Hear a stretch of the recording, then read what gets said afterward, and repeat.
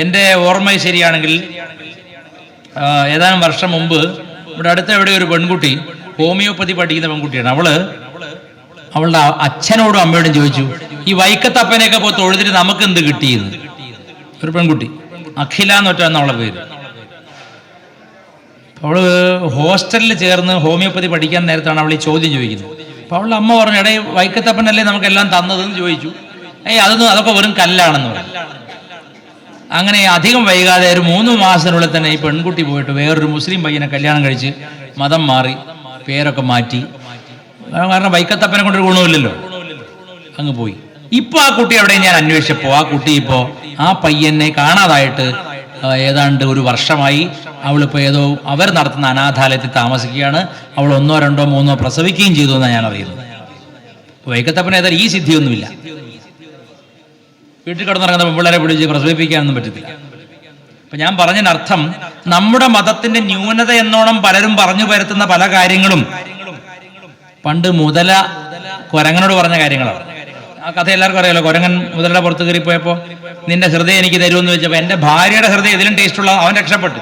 അവൻ ബുദ്ധിമാനായിരുന്നു. അവൻ മതം പഠിച്ച ഹിന്ദുവാണ്. അല്ലാത്ത ഹിന്ദുവാണ് ചങ്ക് കൊടുത്തേനെ.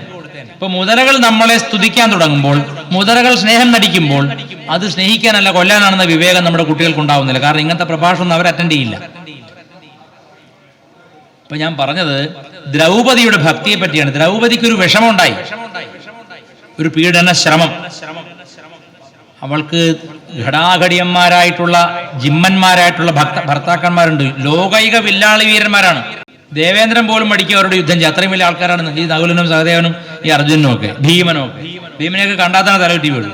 അത്രയും വലിയവനാണ് ഭീമൻ എന്ന് പറഞ്ഞാൽ തടിച്ചവൻ അർത്ഥമില്ല കേട്ടോ, നല്ല ആരോഗ്യമുള്ളവനാണ്. തോളിന്റെ വലുപ്പമാണ് പറയുന്നത്, അരക്കെട്ടിന്റെ വലുപ്പമല്ല. അപ്പോ ആ ഭക്തയുടെ ഒരു വിളി, ഭഗവാനെ കൃഷ്ണ എന്നൊരു വിളി, അതിൽ ഭഗവാൻ അനുഗ്രഹിക്കുകയാണ്. പക്ഷെ അതിനു മുമ്പ് അവൾ അത്രയും അനുഭവിക്കേണ്ടതെന്ന് എന്തുകൊണ്ടാണ്? അതിനും പശ്ചാത്തലമുണ്ട്. ഈ ലോകം കർമ്മ ലോകമാണ്. കർമ്മവിഭാഗം എന്ന് പറഞ്ഞാൽ നമ്മൾ നല്ലത് ചെയ്തു വെച്ചാലേ നല്ല ഫലങ്ങൾ വരും. തമിഴ്നാട്ടുകാർ വരും, ரொம்ப കൊടുത്തു വെച്ചവൻ, അവൻ നന്നായിട്ട് എന്തൊക്കെ കർമ്മം ചെയ്തവനാണ്, അതിന്റെ ഫലം കിട്ടി. ലോട്ടറി അടിച്ചാൽ അവർ പറയും, നീ ரொம்ப കൊടുത്തു വെച്ചവനാ, നീ ഒരുപാട് കൊടുത്തു വെച്ചെന്ന് പറഞ്ഞാൽ അവൻ ഓൾറെഡി അത് ഇൻവെസ്റ്റ് ചെയ്തിരുന്ന നല്ല കർമ്മം. ഒരു വഴി കിടക്കുന്ന തെരുവ് നായ്ക്ക് ഒരു ആഹാരം കൊടുക്കുകയോ, പിന്നെ മുറിവേറ്റ് കിടക്കുന്ന ഒരു ജീവിക്ക് വെള്ളം കൊടുക്കുകയോ, മരുന്ന് കൊടുക്കുകയോ, പ്രായമായവരെ സഹായിക്കുകയോ, അല്ലെങ്കിൽ വീട്ടിൽ തന്നെ അച്ഛനമ്മമാരെ അല്ലെങ്കിൽ മുതിർന്നവരെയൊക്കെ അപഹസിക്കാതെ വേദനിപ്പിക്കാതെ അവർക്ക് വേണ്ടത് കൊടുക്കുകയോ ചെയ്യുന്ന ഒരു നല്ലവന് ഒരു പക്ഷേ തൽക്കാലത്ത് വിഷമങ്ങളായിരിക്കാം, പക്ഷെ അവന്റെ നല്ല പ്രവൃത്തികൾ ഒരു സമയത്ത് പൂവണിയും. കർമ്മവിഭാഗം. അമ്മയുടെ ആശ്രമത്തില് തുര്യാമൃതാനന്ദപുരി സ്വാമി എഴുതിയൊരു കവിതയുണ്ട്. ചെയ്തതിനൊത്ത ഫലം നുകരുമ്പോൾ ചിരിതൂകും ചിലർ കരയും, നിയതി നിയോഗം കർമ്മവിപാകം നിഴലുകൾ പോൽ പിന്തുടരും, നിഴലുകൾ പോൽ പിന്തുടരും. ചെയ്തതിനൊത്ത ഫലം നുകരുമ്പോൾ ചിരിതൂകും ചിലർ കരയും. Whatever you have done in the past will come back to you unmistakably. തെറ്റില്ലാതെ, ഒരു തെറ്റ് വരാതെ നിങ്ങളിലേക്ക് നിങ്ങൾ ചെയ്ത കർമ്മം, എത്ര രഹസ്യമായി ചെയ്ത കർമ്മമാണെങ്കിലും, ഉറക്കത്തിൽ പോയിട്ട് അമ്പലത്തിലെ കട്ടള മോട്ടിച്ചുകൊണ്ട് പോയാലും ഭഗവാൻ ഉറങ്ങത്തില്ല, ഭഗവാൻ കണ്ടുപിടിക്കും. അയ്യോ ഭഗവാനെ ഞാൻ ഉറങ്ങാതെ ഒപ്പിട്ടതാണ്, ഉറങ്ങിക്കൊണ്ട് ഒപ്പിട്ടതാണ്, സ്വർണം എന്നുള്ളത് ചെമ്പെന്ന് എഴുതിപ്പോയി ഭഗവാൻ എന്നൊക്കെ പറഞ്ഞ ഭഗവാൻ കേൾക്കില്ല. നമ്മൾ ചെയ്യുന്ന തെറ്റ് എത്ര രഹസ്യമാണെങ്കിലും അതറിയുന്ന ശക്തിയാണ് ഭഗവാൻ എന്ന് വിളിക്കുന്നത്. കർമ്മസാക്ഷിയാണ്, സർവാന്തര്യാമിയാണ്. ഈ തെറ്റ് ചെയ്യുന്നവന്റെ ഉള്ളിലും ഇരിക്കുന്നവൻ ആരാണ്? ഭഗവാനാണ്. അതുകൊണ്ട് ഹരിക്ക് പുരുഷൻ എന്ന് പേര്, ഭഗവാന് പുരുഷൻ എന്ന് പേരുണ്ട്.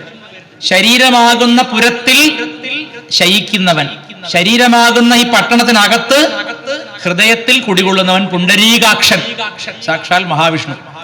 ആ ഭഗവാൻ എന്റെ ഉള്ളിലും നിങ്ങളുടെ ഉള്ളിലുമുണ്ട്. അല്ലെ നമ്മൾ അയ്യപ്പ തിന്തകത്തോം സ്വാമി തിന്തകത്തോം. എന്താണ്? അയ്യപ്പൻ നിന്റെ അകത്ത് ഓംകാരമായിട്ടിരിക്കുന്നു, എന്റെ അകത്ത് ഓംകാരമായിട്ടിരിക്കുന്നു. ഓംകാര പ്രണവസ്വരൂപനായിട്ട് ഭഗവാൻ എല്ലാവരുടെ ഉള്ളിലുണ്ട്. അത് കർമ്മസാക്ഷിയാണ്.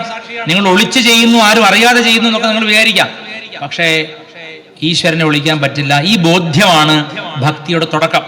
ഞാൻ എന്ത് കർമ്മം ചെയ്താലും അത് കൃത്യമായി ജാഗ്രതയിലിരിക്കുന്ന ഒരു ശക്തി അറിയുന്നുണ്ട് എന്നത് നമുക്ക് 2 ഗുണങ്ങളെ തരും. ഒന്ന് വിനയം, 2 ശ്രദ്ധ. തെറ്റായ കർമ്മം ചെയ്യാതിരിക്കാൻ. കാരണം ഇന്നൊരു തെറ്റായ കർമ്മം ചെയ്ത് നമ്മൾ പല ന്യായീകരണം ചെയ്ത് ഞാൻ അങ്ങനെയല്ലേ ചെയ്തത് ഇങ്ങനെയല്ലേ ചെയ്തെന്ന് പറയാം. പക്ഷെ അതിന്റെ യഥാർത്ഥമായ അവസ്ഥ ഭഗവാൻ അറിയാവുന്നതുകൊണ്ട് കർമ്മം നിങ്ങളിലേക്ക് വരിക തന്നെ ചെയ്യും. അതൊരിക്കലും മാഞ്ഞു പോവില്ല. അപ്പൊ തെറ്റായൊരു കർമ്മം ചെയ്തിട്ട് എനിക്ക് രക്ഷപ്പെടാൻ ആരെങ്കിലും ധരിക്കുന്നുണ്ടെങ്കിൽ അവൻ സ്വയം മണ്ടനാക്കുകയാണ്, സ്വയം വിഡ്ഢിയാവുകയാണ്. അപ്പൊ അതിനാണ് ഹിന്ദു മതത്തിലൊരു പ്രത്യേകത. ഇതര മതങ്ങളിൽ ഈ തത്വമില്ല. അതായത് എല്ലാവരെയും പരമകാരുണികനായ സ്നേഹസ്വരൂപനായ ഒരു ഈശ്വരൻ സൃഷ്ടിച്ചതാണെങ്കിൽ എന്തുകൊണ്ടാണ് ലോകത്ത് ഒരു ഭാഗത്ത് ഒരുപാട് പട്ടിണി, ഒരു ഭാഗത്ത് യുദ്ധം, ഒരു ഭാഗത്ത് കലഹം, ഒരു വീട് വലിയ പണക്കാരന്റെ വീട്, തൊട്ടടുത്ത വീട് ചെറ്റക്കുടിൽ, ഒരു കുട്ടി ആരോഗ്യവാൻ, ഒരു കുട്ടി കണ്ണില്ലാതെ ജനിക്കുന്നു, ഒരാൾ വികലാംഗനായിട്ട് ജനിക്കുന്നു. എന്തുകൊണ്ടാണ് ഈ വൈരുദ്ധ്യവും വൈജാത്യവും ഈ ലോകത്തിത്തെയും വൈചിത്യവും ഉണ്ടാവുന്നത്? ഒരു ഈശ്വരൻ, കരുണാവാന ഈശ്വരൻ ഉണ്ടാക്കാൻ ഉപയോഗിക്കുന്ന മെറ്റീരിയൽ എടുക്കുമ്പോൾ, ഇപ്പൊ നല്ലൊരു ഉദാഹരണം പറയാം. നല്ല സ്നേഹമുള്ള ഒരമ്മ, 4 മക്കളാണ് അവർക്ക്. ചപ്പാത്തി കുഴയ്ക്കുമ്പോൾ, ചപ്പാത്തി കുഴച്ച് പരത്തുമ്പോൾ ഒരു മകന് നല്ല കൃത്യം വട്ടത്തിലും വേറൊരു മകൻ ഇന്ത്യയുടെ മാപ്പ് പോലെ ഉണ്ടാക്കി കൊടുക്കുമോ? ഇല്ല. 4 മക്കളോട് ഒരേ സ്നേഹമാണ്. അപ്പോൾ ആ സ്നേഹം അവിടെ പ്രകടിപ്പിക്കും. അപ്പൊ ഈ നിങ്ങൾ പറയുന്ന ഈശ്വരൻ സർവ്വ കാരുണ്യവാനും പരമകാരുണ്യവാനാണെന്ന് പറഞ്ഞിട്ടും എന്തുകൊണ്ടാണ് ലോകത്ത് കണ്ണില്ലാതെ കുഞ്ഞുങ്ങൾ ജനിക്കുന്നു, ക്യാൻസറോടുകൂടി ജനിക്കുന്നു, മാറാവ്യാധികളോട് ജനിക്കുന്നു? ലോകം മുഴുവൻ വൈജാത്യമാണ്. എന്തുകൊണ്ട് ഇങ്ങനെ സംഭവിക്കുന്നു? അപ്പൊ അതിലൊരു കാര്യം ഉറപ്പാണ്, ഈ തരത്തിൽ മനുഷ്യർ വന്നിവിടെ പിറക്കുന്നതിൽ ഈശ്വരന് വലിയ റോളില്ല. ആർക്കാ റോളുള്ളത്? നമുക്ക് തന്നെയാണ്. എൻ്റെ ഒരു അനുഭവം പറയാം. എൻ്റെ ഒരു സുഹൃത്ത് പറഞ്ഞ കാര്യമാണ്. അയാളുടെ അച്ഛൻ ചെറുപ്പകാലത്ത് പോലീസുകാരുമായിട്ട് ഒരു വാക്കേറ്റമോ എന്തോ തർക്കം ഉണ്ടായിട്ട് ഈ ഡിസ്കിന് പോലീസുകാരുടെ ചവിട്ടേറ്റിട്ട്, ഒരു പോലീസുകാരൻ്റെ ചവിട്ടേറ്റിട്ട് സ്ലിപ്പ് വരികയും കാലാകാലമായിട്ട് ഇരുന്ന് ജോലി എടുക്കാൻ പറ്റാത്ത അവസ്ഥയിലാവുകയും ചെയ്തു. ഈ മകന്റെ കാലഘട്ടത്തിൽ അയാളുടെ കുട്ടിക്ക് ഇതേപോലെ അംഗവൈകല്യം സംഭവിച്ചു. ആരുടെ? ആ പോലീസുകാരൻ്റെ. അപ്പൊ അത് നമ്മുടെ കൺമുമ്പിൽ കാണുകയാണത്. അതുകൊണ്ട് നമുക്കൊരു പ്രമാണം പറയാം. അങ്ങനെ അറിയാത്ത എത്ര കാര്യങ്ങൾ കാണാം. ഞാൻ ചോദിക്കട്ടെ, ഇവിടെ ഇരിക്കുന്നവരോട് കഴിഞ്ഞതിന്റെ മുമ്പത്തെ ബുധനാഴ്ച രാവിലെ എന്താ കഴിച്ചെന്ന് ചോദിച്ചാൽ അതുപോലെ ഓർമ്മയുണ്ടാവില്ല. എന്തിനാണോ കഴിഞ്ഞ ജന്മം? അപ്പൊ അത് നമുക്ക് ഓർമ്മയുണ്ടാവില്ല. പക്ഷെ നമ്മൾ ചെയ്ത കർമ്മങ്ങൾ മറക്കാതെ നമ്മുടെ പിന്നാലെ വരും. അങ്ങനെയാണ് ഇന്ദ്രദ്യുമ്നൻ എന്ന് പറയുന്ന ഒരു മഹാനായ വിഷ്ണുഭക്തനായ രാജാവിന് സംഭവിച്ച അവസ്ഥയാണ് ഗജേന്ദ്ര മോക്ഷത്തിന്റെ കഥ. ഇന്ന് ഗജേന്ദ്ര മോക്ഷം അല്ലേ ഇവിടെ വായിച്ചത്. അതായത് ഇന്ദ്രദ്യുമ്നന് ഈ വിഷ്ണു പൂജയിൽ സ്വയം മറന്നിരുന്നപ്പോൾ അഗസ്ത്യമുനി അവിടെ വന്നു. അഗസ്ത്യമുനി എന്ന് പറഞ്ഞാൽ കുറിയ ശിവനാണ്, വാമന ശിവൻ. മഹാവിഷ്ണുവിന്റെ വാമനാവതാരം പോലെ പരമശിവന്റെ വാമനാവതാരം, ഉയരം കുറഞ്ഞ അവതാരമാണ് മഹാസിദ്ധനും മഹാവേദമുനിയുമായിരിക്കുന്ന അഗസ്ത്യമുനി. അഗസ്ത്യമുനിയോട് വന്ന് വിശന്ന് കയറിയ വന്നത്. അഗസ്ത്യമുനിക്ക് ആഹാരം വേണമായിരുന്നു. അദ്ദേഹം അവിടെ വന്നപ്പോൾ ഇങ്ങേര് പൂജ ചെയ്തുകൊണ്ടേയിരിക്കുകയാണ്. ഇത് സമീപകാലത്ത് ശ്രീനാരായണ ഗുരുസ്വാമി ജീവിച്ചിരുന്ന കാലത്ത് ശ്രീനാരായണ ഗുരുസ്വാമിയുടെ ഒരു ഭക്തന്റെ വീട്ടിലേക്ക് അദ്ദേഹം കയറി ചെന്നു. അപ്പൊ സ്വാമി വരുമെന്ന് അറിയായിരുന്നു അദ്ദേഹത്തിന്. പക്ഷെ സ്വാമി എപ്പോൾ എത്തുന്ന അറിയാത്തതുകൊണ്ട് ശ്രീനാരായണ ഗുരുസ്വാമിയുടെ ഒരു ഫോട്ടോ വെച്ചിട്ട് അതിന്റെ മുമ്പിൽ അർച്ചന ചെയ്തുകൊണ്ടിരിക്കുകയാണ്. ആര്? പഴവും പാലും ഒക്കെ വെച്ച് കൊടുത്തുകൊണ്ടിരിക്കുകയാണ് ഈ ഭക്തൻ. നാരായണ ഗുരുസ്വാമി കുറെ നേരം പുറകിൽ കൈകെട്ടി നോക്കിക്കൊണ്ടിരുന്നു. എന്നിട്ട് ഒടുവിൽ ചോദിച്ചു, മുരടനക്കിയിട്ട് ചോദിച്ചു, അല്ല സ്വാമിയുടെ വിശപ്പ് മാറിയോ എന്ന്.